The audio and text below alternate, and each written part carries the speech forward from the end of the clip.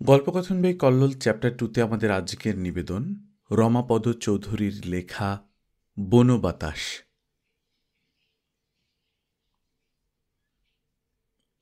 একটা লম্বা পাহাড়ের রেঞ্জ চলে গেছে রাঁচি থেকে রামগড়। জমাট বাঁধা কালো কালো পাহাড় আর তারই সানুদেশ ঘিরে ঘন বনানীর বন্যা।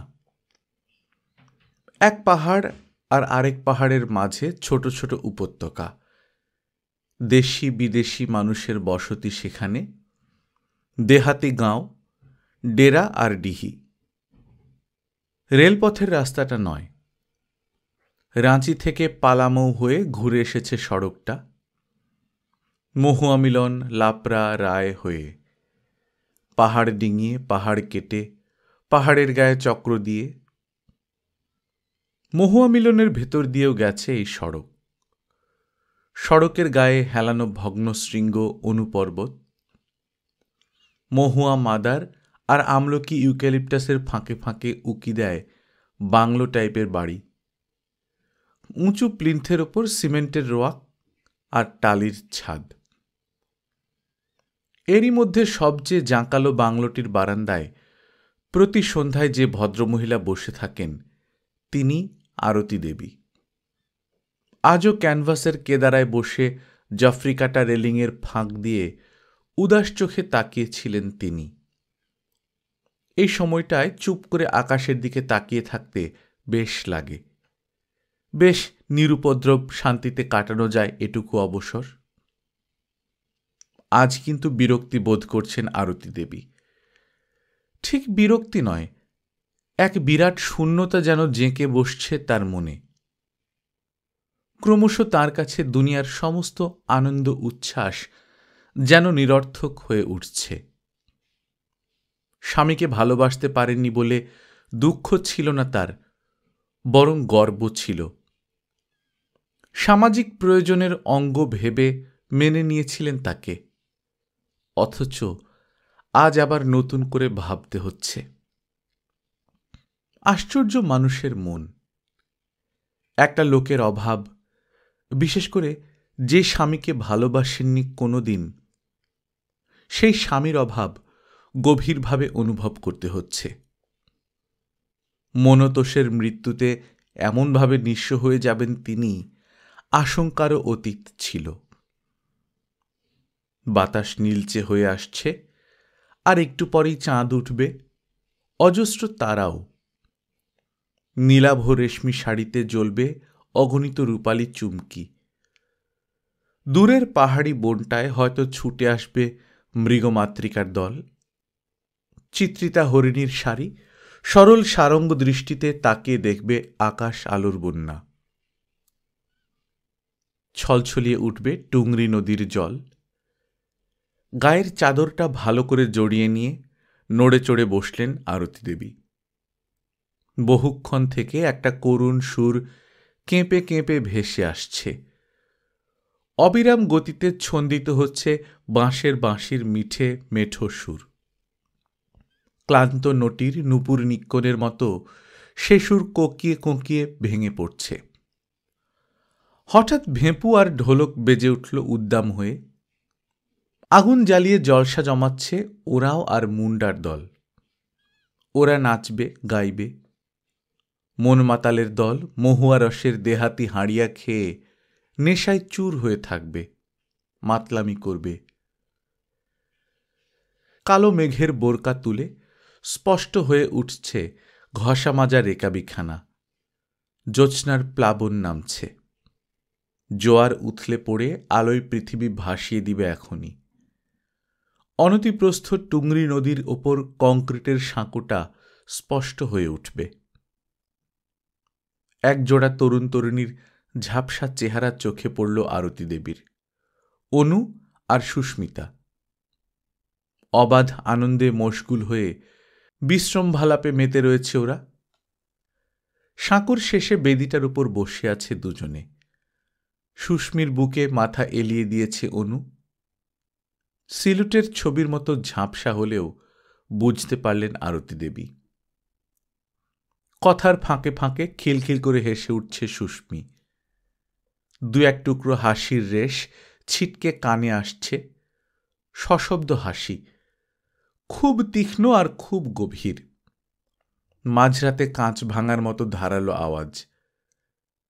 ভালো লাগে না আরতি দেবীর, এই হাসি কোনোদিনই ভালো লাগেনি তার।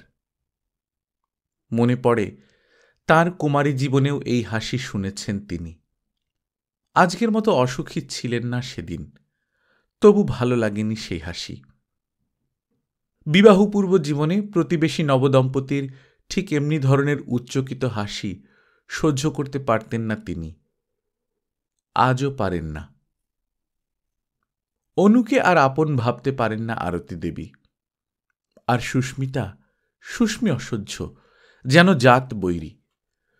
ওদের উল্লাস, আমোদে আহ্লাদ অপমানের বিষ ঢুকিয়ে দেয় তার মনে, মন বিষিয়ে তোলে। অথচ এই অনুকে নিজের হাতে মানুষ করেছেন তিনি। না, অনেক ভেবেছেন, অনেক জাগর রাতের চিন্তাক্রান্ত চোখে ভবিষ্যৎ স্পষ্ট হয়ে উঠেছে। না, এভাবে এদের সৌভাগ্যের মাঝে টিকতে পারবেন না, পাগল হয়ে যাবেন কোনোদিন। এই সুখাতিশয্যের পারিপার্শ্ব শোককাতর করে তুলছে তাকে, অসহ্য। রাত বেড়ে চলেছে, এখনো ফেরবার নাম নেই ওদের। যাক, যখন হোক ফিরবে ওরা, আর অপেক্ষা করতে পারেন না। কেদারা ছেড়ে উঠে পড়লেন, ধীরে ধীরে বিছানার ধারে গিয়ে দাঁড়ালেন। দেয়ালের বড় আয়নায় অনেকক্ষণ ধরে নিজের প্রতিচ্ছবিটা দেখলেন আরতি দেবী। যৌবন এতটুকুও ক্ষয় হয়নি এখনো, সমাপ্তি ঘটেনি সৌন্দর্যের। নিজেকে, নিজের দেহকে বড় বেশি ভালোবাসেন আরতি দেবী। মনতোষ মারা গেছে, বিধবা হয়েছেন, বেশ কয়েক মাস কেটেও গেল।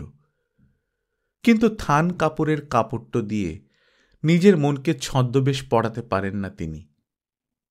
না, সৌন্দর্য নষ্ট করা চলবে না। এমন সাদা সিধে কালোপাড় শাড়ি অন্তত পরবেন জীবনভর। ব্যক্তি বিশেষের মৃত্যুর জন্য নিজের সমস্ত ইচ্ছা অনিচ্ছার মৃত্যু ঘটানো চলবে না। তৃপ্তি নেই, শান্তি পান না আরতি দেবী। মনতোষকে তো কোনোদিনই ভালোবাসতে পারেননি, তবু কেন জানি নিজেকে বড় বেশি ব্যর্থ মনে হয় আজ, নিঃস্ব মনে হয়। চারদিক ফাঁকা, পৃথিবী ফাঁকা, সমস্ত বিশ্ব যেন ফাঁকা। বিছানার উপর শুয়ে পড়লেন আরতি দেবী, সাটিনের কালো চাদরটা আঁকড়ে গুটিয়ে ধরলেন দুহাতে। দুহাত এলিয়ে দিয়ে বিছানার স্পর্শ নিলেন, বড় ঠান্ডা আর বড় নরম। বাঁ হাতের ঝাঁকানি দিয়ে শিয়রের জানলাটা খুললেন। এক দমকা জ্যোৎস্না ঢুকল ঘরে, সারা দেহে তার রূপালী রং মাখিয়ে দিল। চোখ বুজলেন, মুদিত চোখেই দুপাশে হাত বাড়িয়ে কি যেন খুঁজলেন। একান্ত একা, প্রেম, ভালোবাসা। ভালো নাইবা বাসলেন মনতোষকে। অভ্যাসের অভিসারে নিজের ব্যথিত জীবনকে রসিয়ে তুলতে তো পেরেছিলেন। তাছাড়া আনন্দও ছিল, একটা অদ্ভুত আনন্দ, আত্মগর্বের জয় সংকেত। ভালো না বাসার গর্ব ছিল নিজের মনে। ভালোবাসা পাওয়ার ছদ্মবেশ দেখাতে পারতেন বাইরের জগৎকে। অকল্পেয় সুখের মুখোশ ছিল মুখে। আশ্চর্য খুশির আমেজ, হোক সেটা ভান। উচ্ছৃঙ্খল হয়ে উঠতে ইচ্ছে হয়। দেহের প্রতিটি শিরা উপশিরা যেন উন্মুখ আগ্রহে বিদ্রোহের পল গুনে। তৃপ্তিকামী উন্মাদ শিহরণ, ভয়, আশঙ্কা, হয়তো অপবাদ কুড়োতে হবে, সেই ভয়। নিজের মনেই হাসলেন আরতি দেবী। আজ অপবাদের ভয় হয়, অথচ একদিন নিঃশঙ্ক চিত্তে স্বইচ্ছার অনুসরণ করেছিলেন। তখন বয়স ছিল কম, কিন্তু বয়সের অনুপাতে দুর্নাম জমেছিল অনেক বেশি। অবশ্য কারণ ছিল তার পেছনে, কারণ তার রূপের ঝিলিক, তার চোখের ঝলসানি, চোখের তারায় তারায় আশ্চর্য এক জলুস ভাঙা বিদ্যুতের মতো এক চাঞ্চল্যে ঝিঁকিয়ে ওঠে। পদ্ম পল্লবের মতো চোখের পাপড়ি নয়, নয় মৃগ নয়ন তুল্য টানা টানা চোখ। আসলে তার চোখের দৃষ্টিটা ছিল সে বয়সে বড় চপল, নীল নয়, নিকষ কালো। পুরুষের চোখে চমকে উঠত লোভের ইশারা, হয়তো আজও ওঠে। 16 বছর পূর্ণ হতেই অঙ্গবৈভব 16 কলায় পূর্ণ হয়েছিল। চমৎকার গলা ছিল তার গানে, পুরুষের মনে ব্যথা দিত তার গানের মিঠে সুর। চোখের আবিষ্ট চাউনি আর গানের অপূর্ব রেশ যেন সমান তালে চমকে দিত মানুষকে। আত্মদানের ভঙ্গিমা প্রতিটি ব্যবহারে, বিলুপ্তির নিশ্চিত নিশানা। মনে হতো পুরুষকে বাধা দেবার মতো শক্তি বা ইচ্ছা কোনোটাই বোধহয় ছিল না তার। এহেন আরতি দেবীর বিয়ে হল মনতোষের সঙ্গে। রাঁচিতে মস্ত কারবার, চেহারা বাঙালি পুরুষের মধ্যে সুলভ নয়। বিয়ে সে এর আগে একবার করেছিল।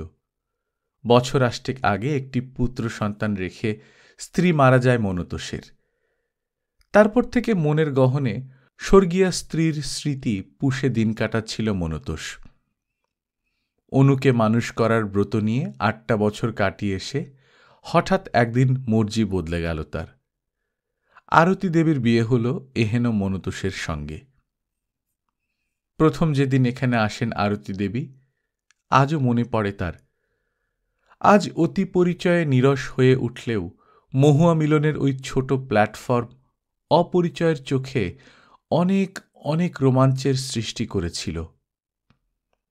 পূবে পশ্চিমে চলে গেছে এক জোড়া রেল লাইন, কে যেন বিছিয়ে রেখেছে একখানা শাড়ি, আর দিনের আলোয় ঝকমকিয়ে উঠেছে দুপাশের রূপালী জরির জমাট পাড়। মহুয়া মিলন। বিস্ময়ে বিস্ফারিত চোখে চেয়ে চেয়ে দেখেছিলেন আরতি দেবী।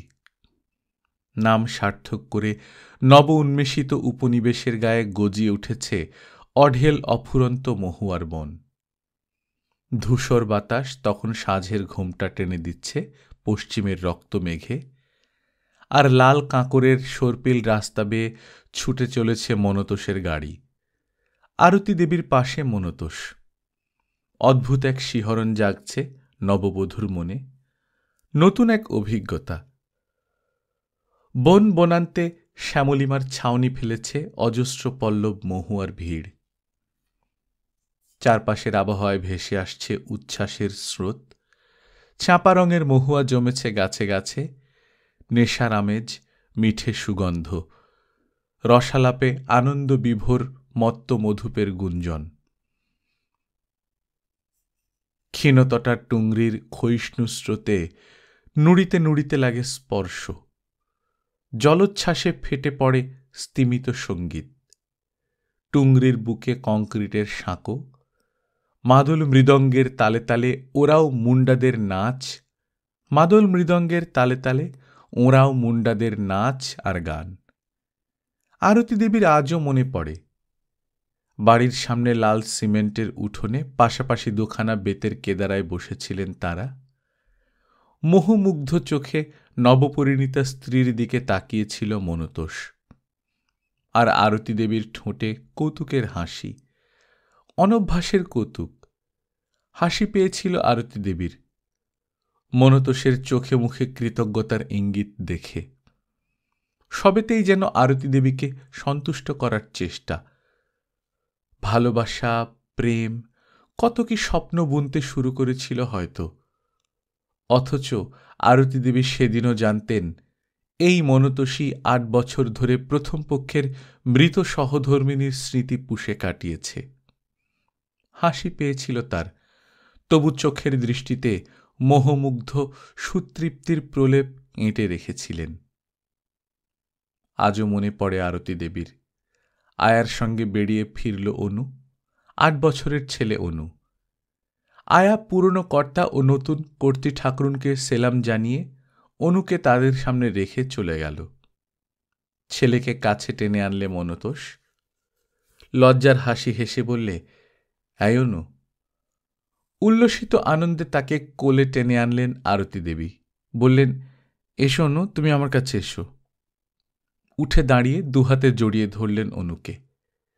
8 বছরের কিশোর অনু নেহাত ছেলে মানুষ নয়।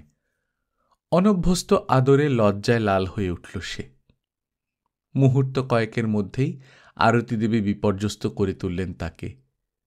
কোলে বসিয়ে অনুকে বুকের কাছে চেপে ধরে তার রেশমের মতো পাতলা চুলের ভেতর ধীরে ধীরে আঙুল চালিয়ে তার গাল টিপে অস্থির করে তুললেন তাকে। 8 বছরের অনু লজ্জায় মাথা নিচু করে সব অত্যাচার সহ্য করে গেল। আরতি দেবী হেসে উঠে বললেন, লজ্জা করছে না অনু? এরপর কিন্তু লজ্জা করলে চলবে না, কেমন? অনু মাথা নেড়ে সম্মতি জানালে, চোখ তুলতে পারলে না। আমি তোমার কে জানো তো? অনু উত্তর দিলে না। এত আদর পাওয়ার পর আন্দাজে বলতে গিয়ে একটু ভুল সম্বন্ধ বলে ফেলার আশঙ্কাতেই হয়তো চুপ করে দাঁড়িয়ে রইল। কে বলো? আমি তোমার কে? পায়ের নখ দিয়ে মাটিতে আঁচড় কাটতে কাটতে অতিষ্ঠ হয়ে অনু বললে, খুব আস্তে আস্তে বললে, মাসিমা। সশব্দে হেসে উঠলেন আরতি দেবী। অনুকে বুকের কাছে টেনে নিয়ে তার চুলে চুমু খেয়ে বললেন, দূর বোকা ছেলে, আমি তোমার মা, নতুন মা, বুঝলে? চমকে চোখ তুলে তাকালে অনু। হঠাৎ নিজেকে সামলে নিলেন আরতি দেবী। মনতোষের কাছে অভিনয়টা হয়তো অভিনয় বলেই মনে হবে। তার ব্যবহার, তার স্নেহাতিশায্য, তার কথা হয়তো বিশ্বদৃশ্য ঠেকবে মনতোষের চোখে। অপরিচিত অনুর সঙ্গে এতটা অন্তরঙ্গতা যে নেহাত মায়ের উপদেশ মানার ফল, তা হয়তো বুঝতে পারবে সে। আরতি দেবীর আজও মনে পড়ে। আশ্চর্য, সেদিন মোটেই মনে হয়নি যে পরবর্তী জীবনের নির্জন মধ্যাহ্নগুলো একমাত্র অনুই তার কাছে সজীব করে তুলবে। আর মনতোষ ভালোবাসতে পারেননি সত্যি, কিন্তু অভ্যাসের আওতায় পরের পরের দিনগুলোতে মনতোষকে ভালো লেগেছিল তার নিঃসন্দেহে। একটা দিন খাটের উপর নরম বিছানায় শুয়েছিলেন আরতি দেবী। মনতোষ হাসতে হাসতে এগিয়ে এলো। আরতি দেবীর পিঠে আলগোছে হাত রেখে কি যেন বলছিল মনতোষ। সেই শায়িত অবস্থাতেই আঁচল টেনে মুখ ঢাকা দেবার চেষ্টা করেছিলেন আরতি দেবী। ভারী লাজুক তুমি, মনতোষ বলেছিল। মুখের ওপর থেকে আঁচল সরিয়ে দিয়ে বলেছিল, তাকাও তুমি, আমার মুখের দিকে তাকাও। মনতোষের চোখে চোখ ফেলার চেষ্টা করে অপূর্ব এক হাসি হেসেছিলেন আরতি দেবী। লজ্জা রঙিন হাসি। চোখের ওপর হাত আড়ালে রেখে ঠোঁট টিপে টিপে হেসেছিলেন। মনতোষ তাকে কতখানি অধিকার করেছিল আজ তার মৃত্যুর পর বুঝতে পারেন আরতি দেবী। সে ছিল কাজের মানুষ, বেশিরভাগ সময় থাকত বাড়ির বাইরে। সে নির্জনতা সহ্য করতে পারতেন না আরতি দেবী। ক্রমে অনুর উপর তার স্নেহের পরিমাণ বাড়তে শুরু করল। শেষে একদিন দেখলেন অনুর প্রতি তার মায়া মমতা সম্পূর্ণ নিখাদ। নিজের ছেলেকে মানুষ যতখানি ভালোবাসতে পারে, অনুকেও তিনি ততখানি ভালোবাসতে পেরেছিলেন। শুধু তারই তত্ত্বাবধানে 8 বছরের অনু আজ 22 বছরের পূর্ণ যৌবন অনুতে পরিণত হয়েছে। 14 বছরের সেবা আর যত্ন মাখিয়ে গড়ে তুলতে হয়েছে। তারপর সুস্মিতাকে খুঁজে বের করেছেন নিজে, অনুর বিয়ে দিয়েছেন। দিনগুলো তখন সুখে টইটুম্বুর। জীবনের চারিধার থেকে সমস্ত আনন্দ কণিকাগুলো যেন জমাট বেঁধে পেয়ালা ভরিয়ে তুলছে। খুশিতে উথলে পড়ছে পেয়ালা। এমন সময় মনতোষ মারা গেল। একটা সজোরে ধাক্কা লাগলো আরতি দেবীর নরম বুকে। এতদিন নিজেকে অসন্তুষ্ট আর অসুখী মনে করে এসেছেন, সত্যিকার দুঃখ কষ্টের স্বাদ পেতে শুরু করলেন এবার। সরল রেখার মতো জীর্ণ দিনের গতিশীল অভ্যাস যেন অকস্মাৎ মোড় ঘুরিয়ে দিল জীবনের। সমস্ত পৃথিবীর আলো আর হাওয়া টেনে নিংড়ে বের করে নিয়ে গেছে মনতোষ। তাই আরতি দেবীর চোখে বিশ্ব সংসার হয়ে উঠেছে বোবা আর ফাঁকা। একটা সান্ত্বনা ছিল এতদিন, আরতি দেবী যে অসুখী তা জানতে পারেনি কেউ। আজ যেন নিজের কাছেই ধরা পড়ে গেছেন তিনি। আজ যে শুধু খুশি হবার উপায় নেই তা নয়, খুশির ছদ্মবেশ আঁটবারও উপায় নেই। মাঝে মাঝে বিগত দিনের ইচ্ছাটা জেগে ওঠে বিবাহ পূর্বের সেই তরুণী। উচ্ছৃঙ্খলতার আগুন তাতানি লাগায় সমগ্র স্তিমিত চেতনার স্তরে স্তরে। অনুভব করেন, অথচ কেমন যেন অবদ্ধ। 14 বছরের বিবাহিত জীবনে একদিনও তো কই যৌবন এমনভাবে তার শিরায় রোমাঞ্চ ছড়িয়ে দেয়নি। বোধহয় যৌবন নির্বাসিত হতে চলেছে তার দেহ থেকে। গ্রহণ পূর্ব রাতের চাঁদের ঔজ্জ্বল্য হয়তো এটা।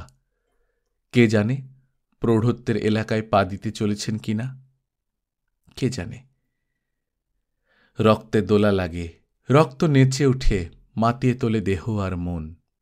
বিদ্রোহ করতে ইচ্ছা করে, বাধা ধরা নিয়মের বিরুদ্ধে, রীতিনীতির বিরুদ্ধে, আর আহ্লাদী সুস্মির সৌভাগ্যের বিরুদ্ধে।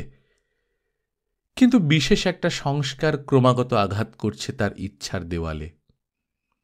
মাসানুমাসিক অভ্যাস বাসা বেঁধেছে তার মজ্জায়। নিস্তার নেই। যৌবন আরম্ভের বিপ্লবী রক্ত সামাজিক বন্ধনের মধ্যে এতদিন কাটিয়ে এসে আজ সম্পূর্ণ ঢিলে দিয়েছে। তাই সুস্মির আনন্দ দেখে বিরক্তি আর বিতৃষ্ণায় বিষিয়ে ওঠে মগজের প্রতিটি তন্ত্রী, মনের প্রতিটি রন্ধ্র। সবে তখন সকালে রোদের তেজ বাড়ছে। ঘরে নির্জনে বসে বসে আরতি দেবী কয়েকখানা ফাইল ঘাঁটছিলেন। ম্যানেজার সদ্য দিয়ে গেছে। ব্যবসা সংক্রান্ত কাগজপত্র তেমন ভালো বোঝেন না, তবু মাঝে মাঝে দু একটা ছুটকো প্রশ্ন আর লম্বা সই টেনে ভড়ং রাখতে হয় মস্ত বড় বাণিজ্য চালকের। ম্যানেজার অন্তত জানুক যে তার কাজের উপর দৃষ্টি আছে আরতি দেবীর। চুরির পরিমাণটা হয়তো কমাবে তাহলে। লাইম ফ্যাক্টরিটার একমাত্র স্বত্বাধিকারী ছিল মনতোষ, তাই আজ সব কাজই দেখতে হয় আরতি দেবীকে। কাজ শেষ করে উঠে দাঁড়ালেন এবার। ভেতরের উঠোনে ঢুকলেন আস্তে আস্তে। স্নান করতে হবে।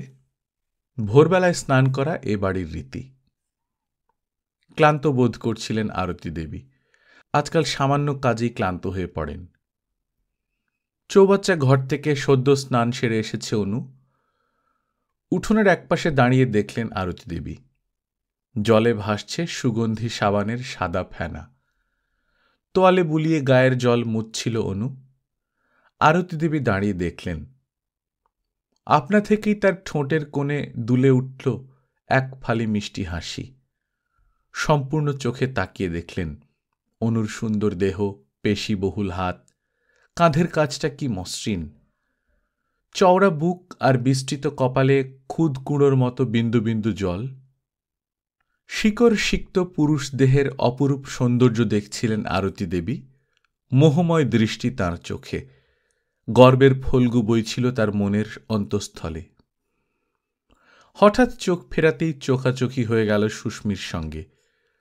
সুস্মিও দেখছিল অনুকে, তার লোভাতুর ঈষৎ অবনত তির্যক চাহনিতে লজ্জিত হাসি। চোরা চাহনিতে দেখতে গিয়ে আরতি দেবীর সঙ্গে চোখাচোখি হয়ে গেল তার। লজ্জায় গাল রাঙিয়ে ছুটে পালাল সে। সুস্মির উপর মনটা বিষিয়ে উঠল আরতি দেবীর।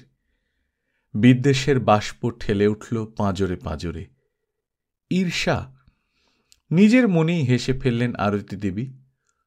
অনু তারই হাতে গড়া মানুষ। 14 বছর অক্লান্ত সেবায় মানুষ করেছেন অনুকে। রতি পরিমাণ স্নেহ ভালোবাসাও পুঁজি রাখেননি বুকের কোণে লুকিয়ে। সেই অনুর নবপরিণীতা স্ত্রী সুস্মি। অথচ এইভাবে দিনরাত অনু আর সুস্মিকে আমোদে মশগুল হয়ে থাকতে দেখলে গা জ্বলে যায় তার। এদের মধ্যে সামান্য একটু ব্যবধান আনতে পারলেও যেন মনে মনে খুশি হয়ে উঠতে পারেন। অন্যদিন সুস্মি কাছে বসে স্বামীর খাওয়ার সময়। পরিবেশনের ভার থাকে তারই ওপর। আজ তাকে অন্য কাজ বাতলে দিয়ে পাখা হাতে কাছে এসে বসলেন আরতি দেবী। কিছুক্ষণ অপেক্ষা করেও যখন অনু দেখলে আরতি দেবী উঠবার নাম করছেন না, তখন অতিষ্ঠ হয়ে বললে, কেন কষ্ট করছো মা? ওকে ডেকে দাও। দুপুরবেলাতেও তুমি যদি একটু বিশ্রাম না নাও। আরতি দেবী বুঝতে পারলেন। বুকটা ব্যথিয়ে উঠল। যে অনুকে চোখের সামনে তিল তিল করে গজিয়ে উঠতে দেখেছেন, সেই অনুর কাছে আজ আর তাঁর স্নেহ সেবা যত্নের কোনো মূল্যই নেই। 8 বছরের অনু বদলে গেছে। উঠে এলেন আরতি দেবী। আহার সেরে অনু ঘরে ঢুকতেই ঈষৎ গম্ভীর গলায় বললেন, শোনো, কথা আছে তোমার সঙ্গে। বেশ রূঢ় ভাষাতেই কিছু একটা বলবার ইচ্ছা ছিল, তবু কি এক অসামান্য দুর্বলতা তার অনুর প্রতি কিছুতেই কঠিন হতে পারেন না। অনুকে পাশে বসিয়ে তার পিঠে হাত রেখে ধীরে ধীরে কয়েকটা উপদেশ দিলেন, হাসি মুখে। বললেন, তোমার তো আর এইভাবে হৈ হৈ করলে চলবে না বাবা। অনেক দিন তো হয়ে গেল উনি মারা গেছেন। এবার তোমাকে সব দেখে শুনে রাখতে হবে। ম্যানেজারের উপর বিশ্বাস করে বেশি দিন আর ফেলে রাখা কি উচিত? অনু হালকা হয়ে বললে, বেশ তো মা, কি করতে হবে বলো না। আদরের স্বরে আরতি দেবী বললেন, কারখানায় বেরোতে হবে তোমাকে, খাতাপত্র দেখা, কাজকর্ম দেখা। বেশ তো, খাতাপত্র দেখার কাজ আমাকে শিখিয়ে দিতে হবে, কিন্তু কর্মচারীদের কাছ থেকে শিখতে পারবো না আমি। অনু বললে। হেসে ফেললেন আরতি দেবী। কেন, লজ্জা করে বুঝি? আবদারে গলে পড়ে মাথা হেঁট করলে অনু। আরতি দেবী সান্ত্বনা দিলেন, বেশ, আমি শেখাবো যতটা পারি, কিন্তু সব তো আমিও বুঝি না ভালো। বুদ্ধিমান ছেলে তুমি, ম্যানেজারের কাছে একটু দেখে শুনে নিলেই সব শিখে যাবে। সম্মতি জানালে অনু। তারপর ঘর থেকে বেরিয়ে এলো সে ধীরে ধীরে। মনে মনে অদ্ভুত একটা তৃপ্তি পেলেন আরতি দেবী। মুখে চোখে ফুটল জয়ের অভিব্যক্তি। না, আজও সুস্মির মিষ্টি মধুর হাসি অনুর কাছে তার অস্তিত্ব ভুলিয়ে দিতে পারেনি। উত্তরের জানলাটা খুলে দিগন্তের দিকে চোখ মেলে তাকালেন তিনি। বকের পালকের মতো সুশুভ্র আকাশ, খানিকটা ঠান্ডা রোদ্দুর পড়েছে বারান্দায়। দূরে পাহাড়ের পর পাহাড়, লম্বা চলে গেছে লাইম রেঞ্জ, দিক চক্রবালে মিশে গেছে। মহুয়ার কাঁচা পাতা সবুজ ছোপ লেগেছে পৃথিবীতে। মাঝে মাঝে অনুর্বর উলঙ্গ পাহাড়ের অঙ্গ নীলগায়ের মসৃণ দেহের মতো দেখায়। নীলচে রং, চাপা বেগুনি আভা ওই নীলাভ পাথরের গায়ে, চুনের পাহাড়। লাল পাথুরে জমিতে আমলকির বন। শিরশিরে বাতাসে পাতা নড়ে প্রজাপতির মতো, রোদে চিকচিক করে সুপুষ্ট সুগোল আমলকি। দুপুরের ভোঁ বেজে গেছে। ক্যাঙারুর মতো পা ফেলে ফেলে দ্রুত এগিয়ে চলেছে যত দেহাতি কুলি কামিন, রেজা আর রোজ মজুরের দল। ওরা মধ্যাহ্নে আহার সেরে আবার কাজে চলেছে। একটু পরেই কারখানার সাবধানী ঘণ্টা বেজে উঠবে। ডিনামাইট পাথরের চাঙড় খসাবে, ভাটায় পুড়িয়ে সাদা করে দেবে নীল পাথর, মেশিনে ফেলে গুঁড়ো করে দেবে। তারপর ঘণ্টায় 7টা ওয়াগন ভর্তি হয়ে সরে পড়বে এদিক ওদিক। দূরের পাহাড়টার দিকে তাকিয়ে দেখেন আরতি দেবী। মনতোষের সৃষ্টি, মৃত স্বামীর বুকের সুর দিয়ে গাঁথা এক টুকরো অপূর্ব গীতিকা, নিপুণ শিল্পীর হাতের যুগসুন্দর চিত্র নিদর্শন। প্রাণ ভরে তাকিয়ে দেখেন আরতি দেবী। বহু নির্জন মধ্যাহ্নে বেদনা ব্যথিত চোখ মেলে দেখেছেন, আর প্রতিদিনই মনে হয়েছে এ দৃশ্য যেন চিরনূতন। মনতোষকে ভালোবাসতে পারেননি আরতি দেবী, মনতোষের সৃষ্টিকে ভালোবেসেছেন।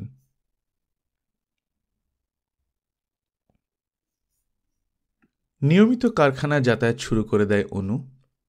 সত্যি, নিষ্কর্ম মধ্যাহ্নগুলো চুপ করে শুয়ে বসে সুন্দরী স্ত্রীর সঙ্গে গল্প করে কাটাতে রুচিতে বাধ্য তার। কাজ পেয়ে বেঁচে গেল।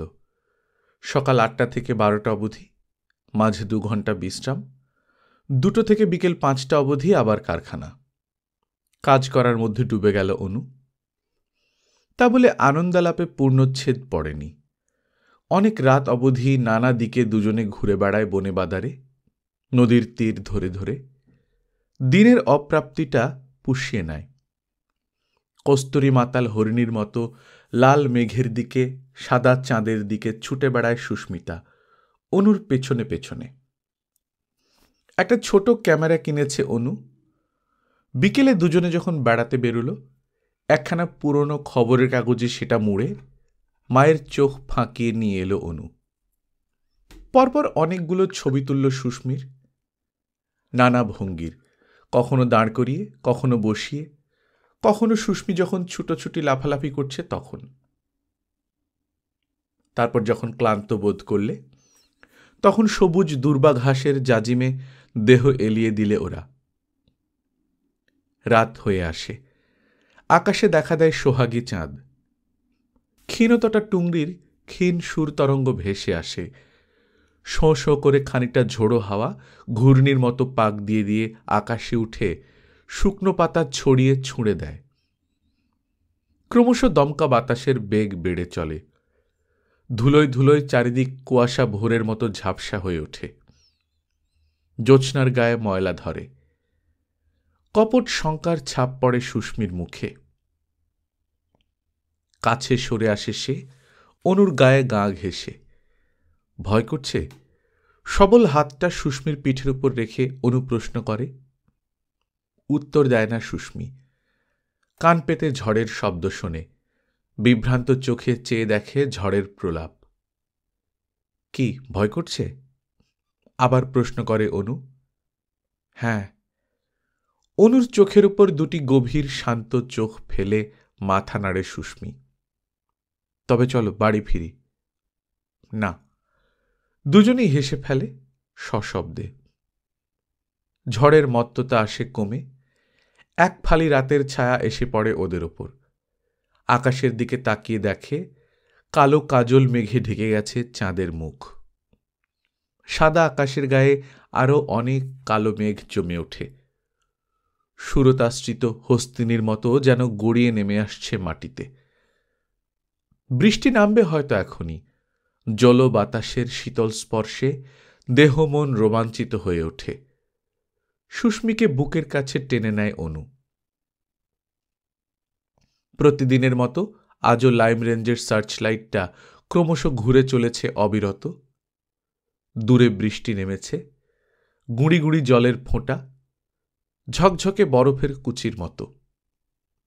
কৃত্রিম ফোয়ারার শিকড় বিন্দুর মতো ঝিরঝিরে জলের ফোঁটা চমক দেয়। সার্চ লাইটের বিদ্যুৎ আলোর ঝিলিক মেখে অজস্র জোনাকির মতো দেখায়, আকাশ থেকে ঝরে পড়ে। বৃষ্টি আসছে, ক্রমশ কাছে এগিয়ে আসছে। পালাবার সময় পেল না ওরা, ইচ্ছাও ছিল না হয়তো। মুহূর্তে ভিজিয়ে দিল দুজনকে। ভিজে সপসপে শাড়ি লেপটে গেল সুস্মির দেহে। মোহমদিরও দেহরেখা হয়ে উঠল সুস্পষ্ট। ক্যামেরা কেসটা ভিজে গেল, সেটা কাঁধে ঝুলিয়ে নিয়ে হাতে হাত দিয়ে বাড়ির পথ ধরলে দুজনে। এভাবে পাশাপাশি ভিজতে পায়নি তারা কোনোদিন। আজ তাই চমৎকার লাগছে ওদের, এক অপূর্ব অনুভূতি। এদিকে মনে মনে সুস্মির উপর চটছিলেন আরতি দেবী। ইদানিং অনুর চেহারা খারাপ হয়ে আসছে, লক্ষ্য করেছেন তিনি। চোখ দুটি বসে গেছে, মুখখানা যেন রোগে ভুগে শুকিয়ে গেছে। তার চোখের অনুবীক্ষণ দৃষ্টিতে মনে হয়েছে কি যেন এক গভীর বিষাদের ছায়া লুকিয়ে থাকে অনুর চেষ্টাকৃত ম্লান হাসির আড়ালে। জীবনের মাধুর্যে টলমল করত যে পেয়ালা, তাকে নিঃস্ব করে ছাড়বে সুস্মি। একবার দুর্গাপুজোয় দরিদ্র ভোজন দেখেছিলেন আরতি দেবী ছোটবেলায়। একটা কাঙালিকে খেতে দেখেছিলেন 2 বার করে গোগ্রাসে। তা বলে সুস্মিতা কি এতদিন কাঙাল ছিল নাকি? নিজেকে খুব ভালো করে চেনেন বলেই নিজের জাতকে বিশ্বাস করেন না তিনি। শব্দ শুনে ঘরের বাইরে বেরিয়ে এলেন আরতি দেবী। তারই চোখের সামনে দিয়ে ভিজতে ভিজতে ফিরল অনু আর সুস্মি। মসৃণ ঘাড়টা চিকচিক করছে সুস্মির, বুকের ভাঁজে সাপটে লেগে আছে ভিজের শাড়ি। না, সুস্মিতা সুন্দরী নিঃসন্দেহ, সুঠাম সুডোল নারী দেহ। এমন রূপসী পুত্রবধূকে তিনি নিজে খুঁজে বের করেছেন। মনে মনে গর্ব অনুভব করেন আরতি দেবী। এই সৌন্দর্যের বিনিময়ে একজনকে ধ্বংস করে কি আত্মতৃপ্তি পাবে সুস্মিতা? সুস্মির বিরুদ্ধে বিতৃষ্ণা জাগিয়ে ওঠে তার মনে। ডাকলেন তিনি সুস্মিকে, বললেন, তোমাদের কি এতটুকু ভয় ডর নেই? বনে বাদারে ঘুরে বেড়ায় এত রাত অবধি? হাসবার চেষ্টা করে সুস্মি বললে, ভয় কেন হবে মা? অপাঙ্গে একবার সে তাকিয়ে নিলে অনুর দিকে, হয়তো বোঝাতে চাইলে যে অনুর মতো একজন সুপুরুষ ব্যক্তি যখন তার দেহরক্ষী, তখন আর ভয় কিসের? গাছে গাছে মহুয়া পাকতে শুরু হয়েছে, দিনরাত মৌমাছি ভনভন করছে, তা দেখেছ? বারে, মৌমাছিকেও ভয় করতে হবে? নাকি সুরে আবদারে গলে পড়ল সুস্মি। ফিক করে হেসে ফেলেই গম্ভীর হলেন আরতি দেবী। তোমার যেমন বুদ্ধি, মৌমাছি নয়, গাছে গাছে মৌচাক বাঁধছে এখন। মহুয়া পাকলেই গাছে গাছে মৌচাক বাঁধে। আর এইবার দেখবে সন্ধে হলেই বন জঙ্গল থেকে ভালুক আসবে দলে দলে মধু খেতে। ও ভালুক? তা আমরা তো অতদূর যাই না মা। ধৈর্য হারালেন আরতি দেবী, বললেন, দূর অদূর বুঝি না, তোমার খুশি হয় যেও, অনুকে যেতে দেব না আমি কাল থেকে। এই তো আজ ভিজে এলো, এরপর ঠান্ডা লেগে অসুখ করুক একটা। দিনকে দিন কি চেহারা হচ্ছে। মাথা নিচু করে সুস্মি বললে, আজকাল নাকি কাজ বেড়েছে বলছিল। তাকে কথা শেষ করতে দিলেন না আরতি দেবী। অনুই আজ প্রথম কাজে বেরোচ্ছে না, উনি অনেক বেশি খাটতেন, দিনরাত ব্যবসা নিয়ে মাথা ঘামিয়েছেন। রাতে ঘুমননি, তবু একদিন একটু শরীর খারাপ হতেও তো দেখিনি। সুস্মি মাথা নিচু করে কিছুক্ষণ দাঁড়িয়ে রইল চুপচাপ, তারপর ধীরে ধীরে সরে গেল তার সামনে থেকে। ঘরে আলো জ্বাললেও যে জানলাটা অন্ধকারে ঢেকে থাকে, তারই পাশে গিয়ে দাঁড়ালেন আরতি দেবী। নির্জনে একটু ভাবতে চান। জানলার পাল্লাটা ঈষৎ খুলে দিয়ে দাঁড়ালেন। মুখে চোখে এসে লাগল রেতো বর্ষার ছাট। শিকড় সিঞ্চনে উত্তপ্ত মুখটা ঠান্ডা হয়ে এলো। গরাদের ফাঁকে গাল দুটো চেপে আরও একটু বৃষ্টির জল মাখতে ইচ্ছে হল। আহ, সুস্মির মতো আজও তিনি যদি হৈ হৈ করে ছুটে বেড়াতে পারতেন, সুস্মির মতো যদি বনে বনান্তরে বৃষ্টিতে ভিজে ভিজে ঘুরে বেড়াতে পারতেন। মঙ্গল গ্রহের লাল অরণ্যের ভেতর দিয়ে কত স্বপ্ন ভ্রমণের প্রহর কাটিয়েছেন একদিন। হাউইয়ের মতো ছুটতে চেয়েছিলেন, তারার পেছনে তারার মতো। অথচ অনেক ঝাপসা মুখ মনে পড়ে। বিয়ের পরেও হয়তো তার কল্পরাজ্য সার্থক হতে পারত, কিন্তু মনতোষ ছিল রীতিমতো কাজের মানুষ। তারপর মনতোষও মুছে গেছে। বড় নিঃসঙ্গ হয়ে পড়েছেন আরতি দেবী। অনু, সুস্মি, আহ, তার দুঃখের এতটুকু যদি ওরা বুঝত, তাহলে এতখানি নির্দয় হয়তো হতো না। অভিমানের চোখ ঠেলে জল আসে। কাঁদতে ভালো লাগে আরতি দেবীর। অন্ধকার আকাশের দিকে চোখ মেলে তাকিয়ে থাকেন, গাল বেয়ে অশ্রু ঝরে পড়ে। নিস্তব্ধ কান্না গড়িয়ে পড়ে তার চোখ বেয়ে। মনে মনে হাঁপিয়ে ওঠেন আরতি দেবী। হাতের মুঠোর মধ্যে গালের দুপাশে ঠান্ডা গরাদের স্পর্শটা বেশ লাগে। এদের কাছ থেকে যদি এতটুকু সহানুভূতি পেতেন, এত তীব্রভাবে তার চোখের সামনে নাই বা প্রকট করে তুলল ওদের সুখের উল্লাস। আজ যদি মনতোষ বেঁচে থাকত, সুখ নাই হোক, সুখের ছদ্মবেশ তো রাখতে পারতেন সারা দেহে। মনটা হালকা হয়ে এলো। আঁচলে চোখ মুখ মুছে ঘুরে দাঁড়ালেন এবার। না, কেউ লক্ষ্য করেনি এতক্ষণ। তার দুর্বল মুহূর্তগুলো ধরা পড়েনি। শুকনো হাসি হাসলেন আরতি দেবী। তার দিকে চোখ তুলে তাকাবার মতো সময় আছে নাকি ওদের? উঁকি মেরে দেখলেন বারান্দার ডেক চেয়ারটায় বসে কি একটা পত্রিকার পাতা উল্টাচ্ছে অনু। পা টিপে টিপে পাশের ঘরে ঢুকলেন আরতি দেবী। বেশ পরিবর্তন করছিল সুস্মি। এখনো ভিজে শাড়িটা জড়িয়ে রয়েছে তার দেহে, চোখের নিচে দুটি সজল রেখা। সেও বোধহয় কাঁদছিল এতক্ষণ। আরতি দেবী একদৃষ্টি তাকিয়ে রইলেন তার দিকে। আয়নার মধ্যবর্তীতায় চোখাচোখি হতেই লজ্জায় রাঙা হয়ে উঠল সুস্মি। পালাবার পথ খুঁজলে। শোনো, ফিরে দাঁড়াতে হলো। ছোট ঘরের খাটখানা কাল আমার ঘরে ঢুকিয়ে দিতে বলো। কাল থেকে তুমি আমার কাছে ও ঘরে শোবে। কথা শেষ করে এক মুহূর্ত দাঁড়ালেন না আরতি দেবী। খাবার হয়েছে কিনা খোঁজ নিতে গেলেন। অনেকক্ষণ অবধি ঘুম আসেনি তার। অনেক দুশ্চিন্তা ঘুরছে মাথায়।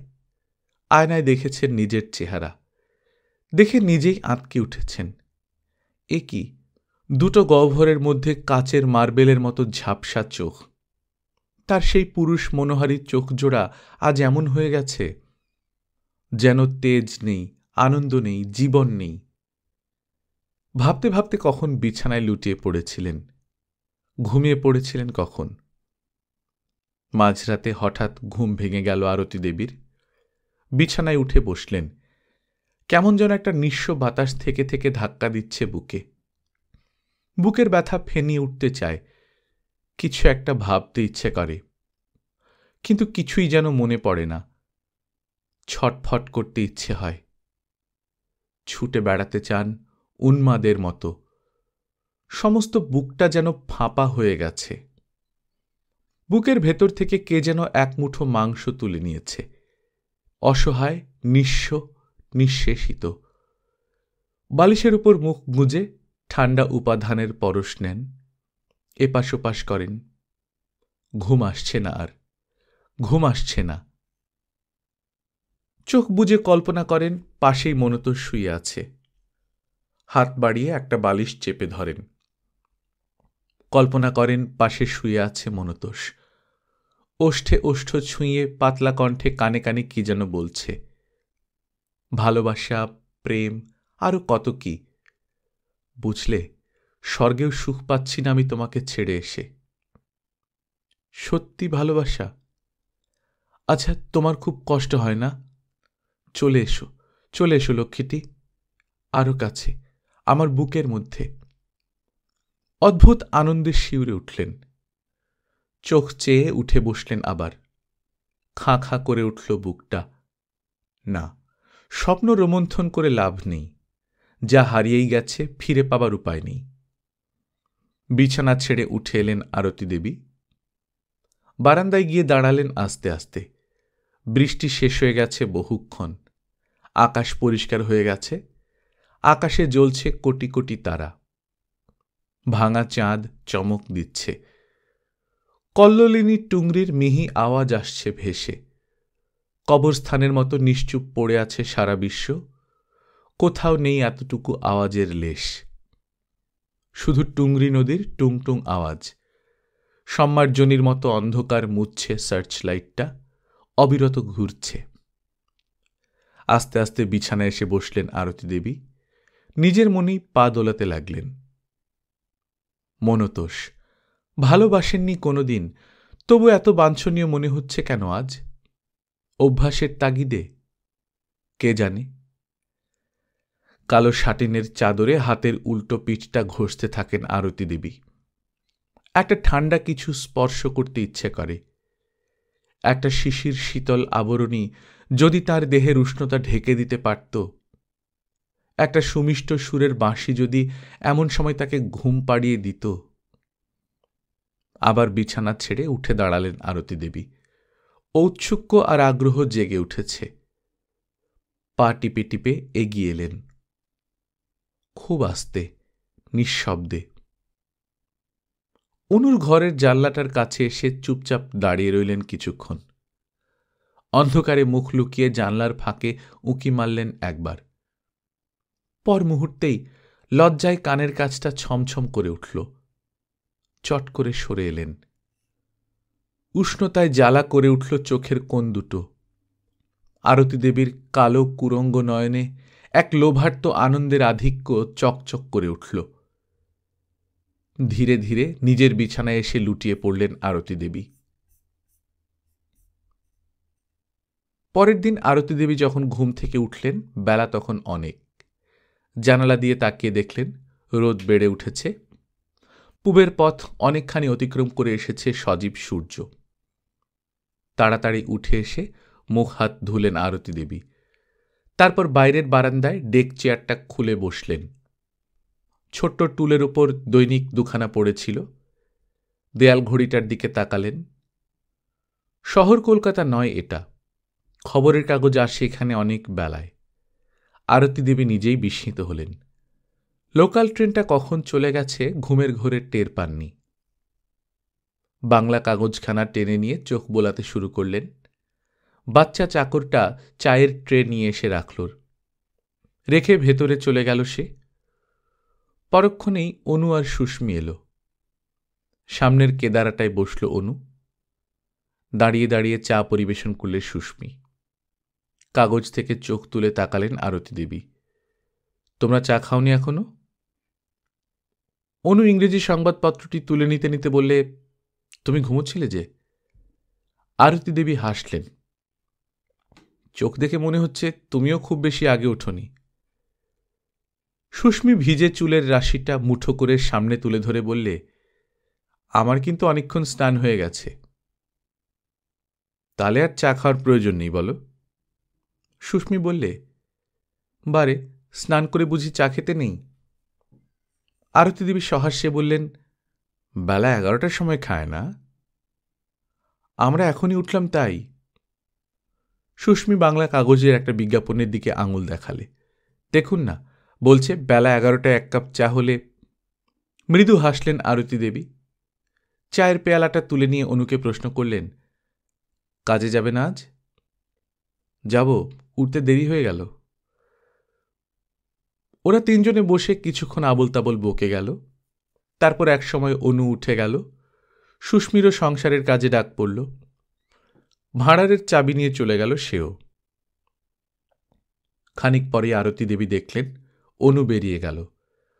অপসৃয়মান তৈলযানটির দিকে এক দৃষ্টে তাকিয়ে রইলেন। আস্তে আস্তে এবার কেদারা ছেড়ে উঠে দাঁড়ালেন আরতি দেবী। স্নান সেরে নিতে হবে। অনেক বেলা অবধি বিছানায় পড়ে থাকার দরুন কেমন যেন অসুস্থ বোধ করছিলেন আরতি দেবী। তাই বহুক্ষণ ধরে ঠান্ডা জলে স্নান করলেন। তারপর কাপড় বদলে ঘরে ঢুকলেন ধীরে ধীরে। মুহূর্তে প্রতিটি শিরা যেন জ্বলে উঠল। ছুঁচ ফুটল মগজের ভেতর। দেয়ালে টাঙানো অনুর সুন্দর আবছা ফটোগ্রাফটার দিকে অনিমেষ নয়নে সুস্মি তাকিয়ে রয়েছে। হতচেতন তন্ময় ভাব তার চোখে মুখে। ঠোঁটের কোণে মৃদু হাসি। গা জ্বালা করে উঠল আরতি দেবীর। প্রেম তিনিও করেছেন, ভালোবেসেছেন। তারও স্বামী ছিল একদিন, আর সে স্বামীর ভালোবাসাও পেয়েছিলেন। কিন্তু কোনোদিন ক্ষণিকের অনুপস্থিতিতে বিরহযাপন তো অসহ্য হয়ে ওঠেনি।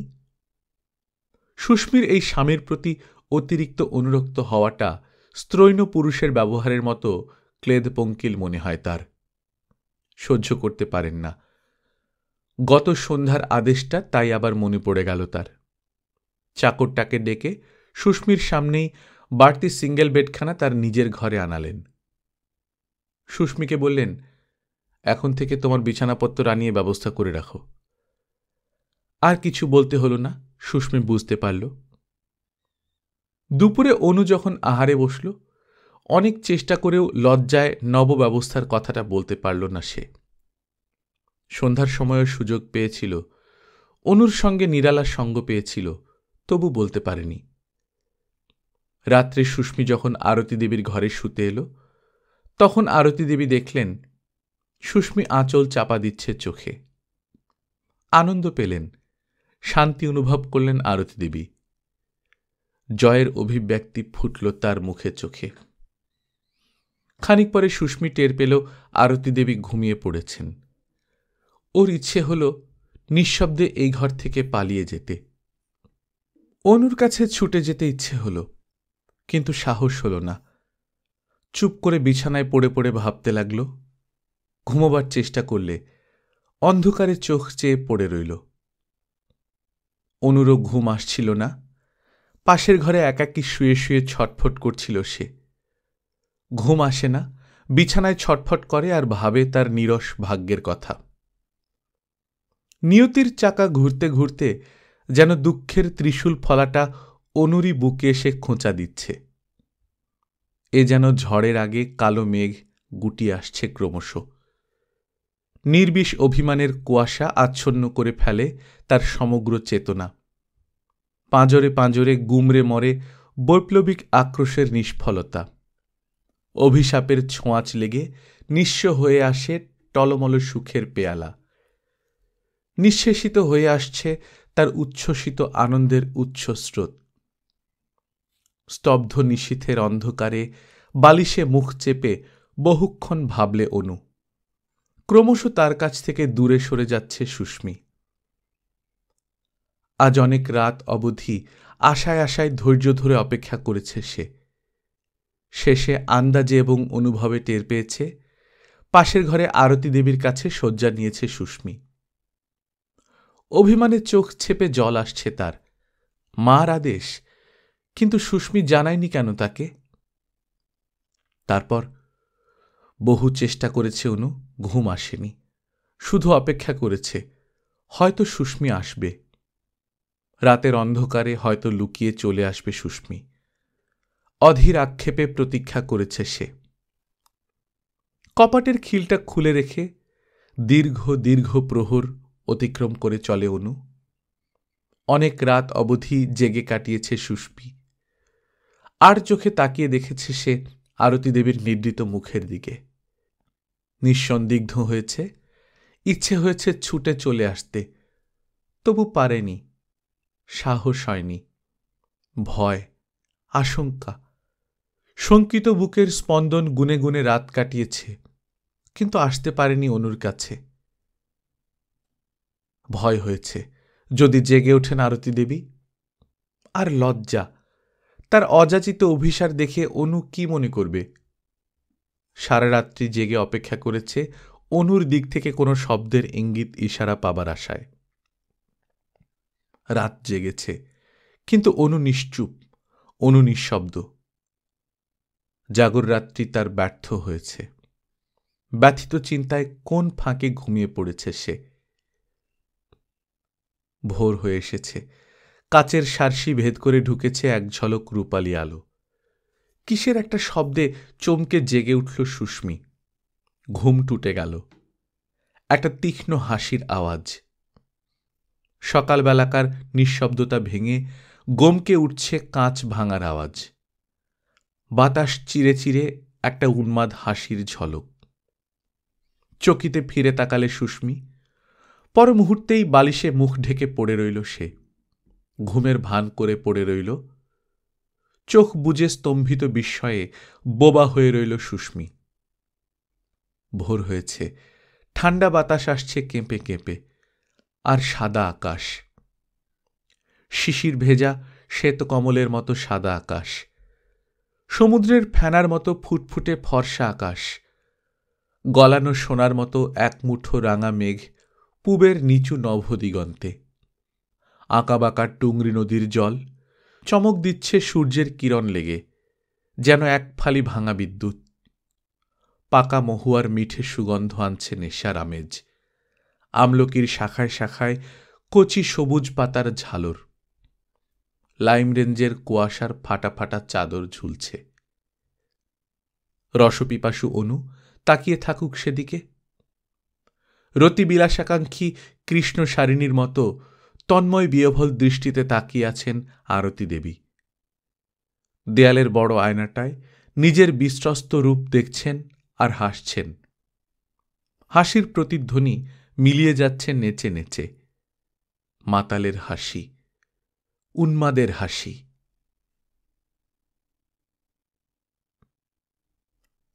গল্পকথন বাই কল্লোল চ্যাপ্টার 2-তে আপনারা শুনছিলেন রমাপদ চৌধুরীর লেখা বনবাতাস।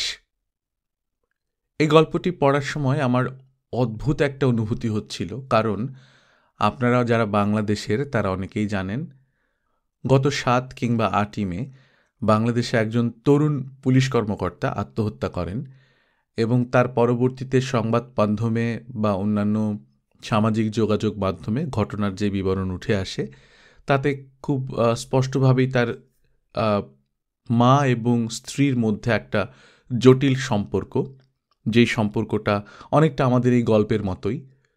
মা চাইতেন ছেলেকে অনেক বেশি নিজের নিয়ন্ত্রণে রাখতে বা সেই ব্যাপারটা যাই হোক, তো সেই ধরনের একটা সম্পর্ক আমাদের এই গল্পের মতো। কিন্তু সবচেয়ে আশ্চর্যের ব্যাপার হচ্ছে রমাপদ চৌধুরী এই গল্পটি লিখেছেন 1945 সালে, বাংলা 1352 সালে।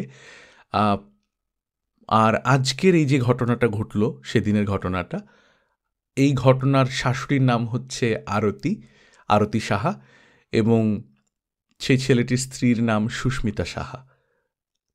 এই নামের মিলেরটা খুবই অদ্ভুত লাগলো আমার কাছে। যাই হোক, আপনাদের কাছে গল্পটা কেমন লাগলো জানাবেন। সাম্প্রতিক সময়ে সামাজিক যোগাযোগ মাধ্যমে যেহেতু অনেক ঘরের খবর বাইরে চলে আসে, এই ধরনের ঘটনা প্রায়ই শোনা যায়।